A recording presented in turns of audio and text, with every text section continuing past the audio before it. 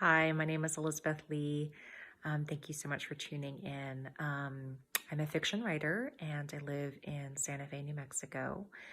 My work has appeared in Santa Fe Noir, Pleiades Magazine, the upcoming winter issue of the Chestnut Review, and is a finalist at the Hunger Journal's 2021 Prose Contest.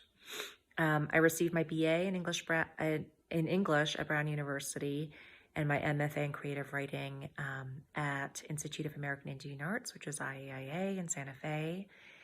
And I'll be reading an excerpt from the novel I'm working on right now about two sisters separated during the Japanese occupation in Korea, which is called Island.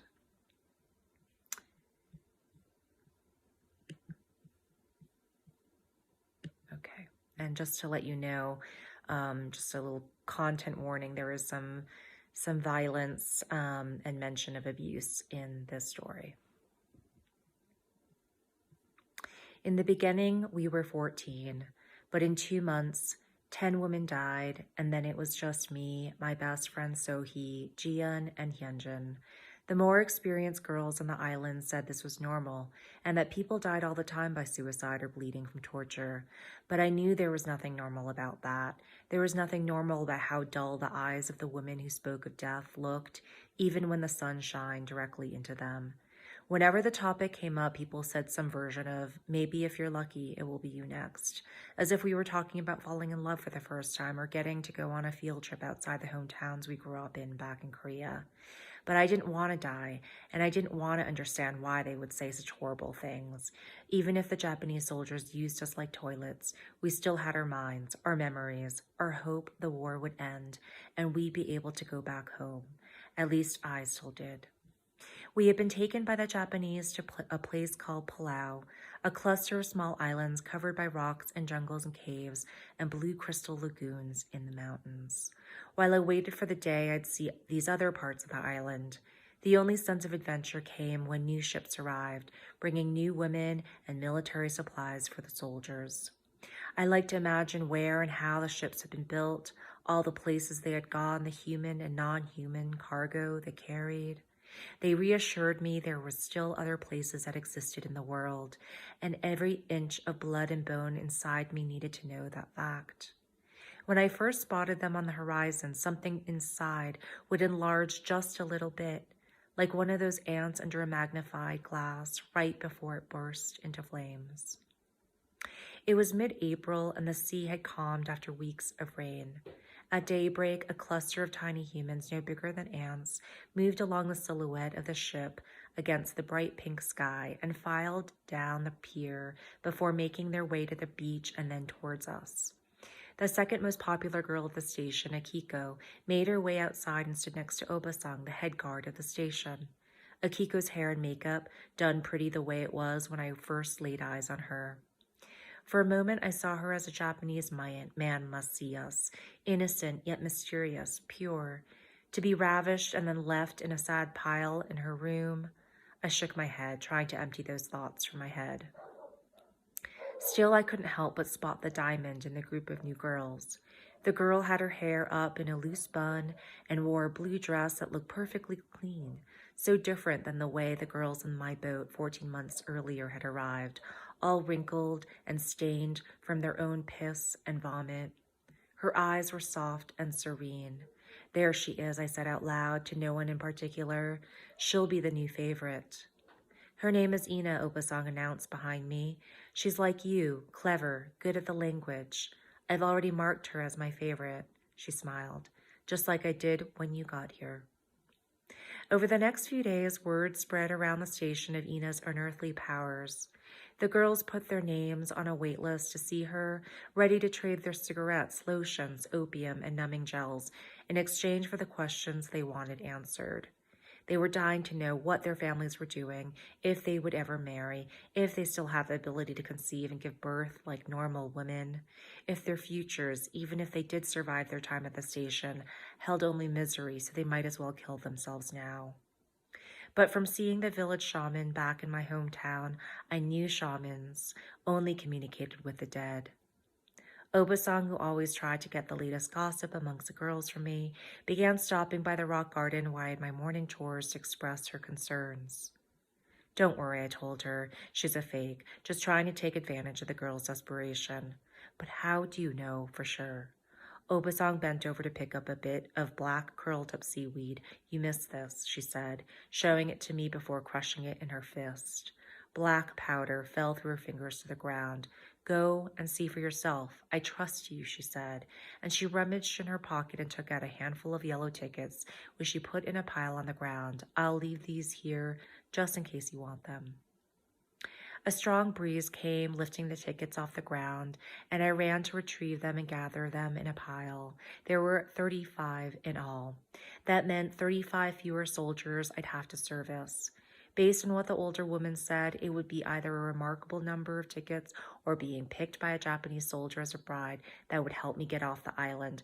But I didn't want to be bound to a Japanese man any more than I wanted to be bound to the station or to that wretched island that looked like paradise but actually was a living hell. I scooped up the tickets and hid them under my mattress. Over the next few days, I started hearing so many success stories from women who had seen Ina and were able to talk with their parents and siblings through her. I started to wonder if there was some truth to her powers after all. But it wasn't until I got word that even the soldiers stopped visiting her for sex that I knew I had to see her right away. Supposedly, she had channeled their worried mothers and sisters, and the men, so convinced by the speech patterns and the memories voiced by Ina, lost their desire for sex and left her room crying, begging for forgiveness and saying some version of please tell them, and I love them and miss them too. Ina opened her door and waved me in. She took the stack of cigarettes in my hand and dropped them into her dress pocket. I looked around. Her windowsill was crowded with dozens of small brown glass vials, tubes of numbing ointment, loose cigarettes, a scattering of pearls. As if she could read my thoughts, Ina glanced over the sill and nodded. I know, it's a lot. The girls just keep coming back. She shrugged. They want the hope. She yawned, starting to look rather tired. I felt annoyed by this, sensing she was bored with the drama on the island that wasn't really affecting her. She just kept collecting what few precious things the girls were able to collect for all the beatings and rapes. But the soldiers didn't do anything painful to Ina. They just asked her for her to give them morsels of hope from back home. Ina yawned again. I'm sorry. The work makes me very sleepy. She took my hand. I know you have many questions. Go ahead. I'm ready. I didn't appreciate her tone, and I pulled my hand away. What did she know about what we had gone through to get those tiny bags of opium and sticks of chewing gum, those pearl earrings? What did she know about my questions in life? I looked out her window and noticed her view was prettier than mine. Long tree fronds sagged into the frame, making the window look like a nice picture instead of a view from a prison cell.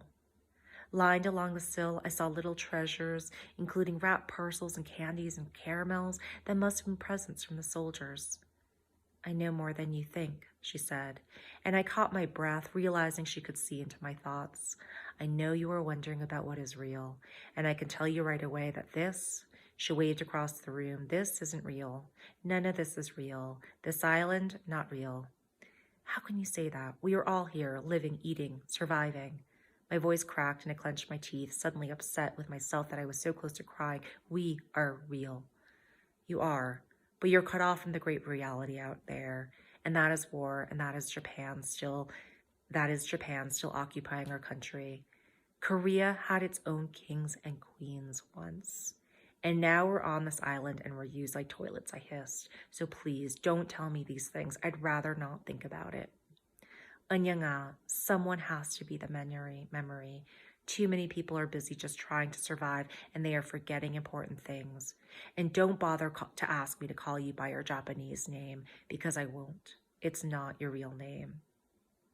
I let out a sigh, feeling anger drain from my body. I had never once thought to say no to my new name or to the Japanese men who visited my room and raped me every day. I know why you came. Something is still alive in your heart. Let's see what it is. Ina closed her eyes and started to breathe heavily. Her eyes rolled back so I could just see the whites of them. I knew eyes were how spirits entered a body, especially a woman's body, and it was said that in some religions, priests took a person with white eyes as an immediate sign of possession. "Annie," she called out. Her voice sounded like my younger sister's whenever she got scared. "I'm so sorry, Annie. None of this would have happened if it weren't for me. Where are you? Are you alive?" "Miyanga," I shouted and grabbed Ina's cold hands. It was my younger sister, the thing I loved most in the world. "I'm here. I'm here. It's not your fault. I'm alive." I didn't know where to direct my voice, so I shouted into Ina's hands, which I noticed looked suddenly wrinkled. I looked up and saw her face had become wrinkled as well. She looked like an old woman. Her black pupils returned and her whole body shuddered. "It doesn't work the other way, Anyang," she said, her voice normal once more. "You can ask me your questions, but you can only hear what they want to say." The next day, Opasong found me in the garden and asked what was wrong. I had been weeping ever since my visit with Ina. "It's nothing, Opasong. My eyes are just dry today. I didn't have enough water." "Stop lying," she said. "Do you think I'm blind? Half the girls are sobbing in their rooms, and the soldiers are walking around just as miserable." She let out a big sigh. "So it seems her powers are real after all. Even the colonel got spooked after seeing her." "Oh," I said, wiping my eyes. "All I know is that he tried to be intimate with her, but she kept looking at him with white eyes and saying something like boo. Anyway, I've never seen him so upset before. He said something must be done."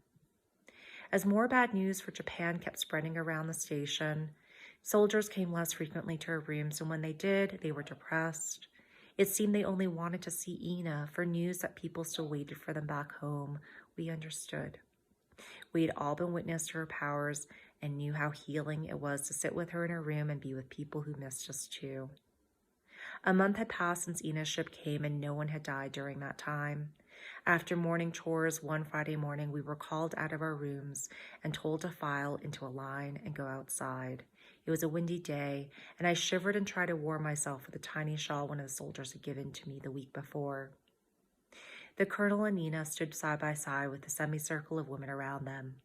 Ina's wrists were tied behind her back, but her demeanor seemed completely calm, and she even had a smile on her face. The colonel looked at all of us as we settled into the circular formation and smiled.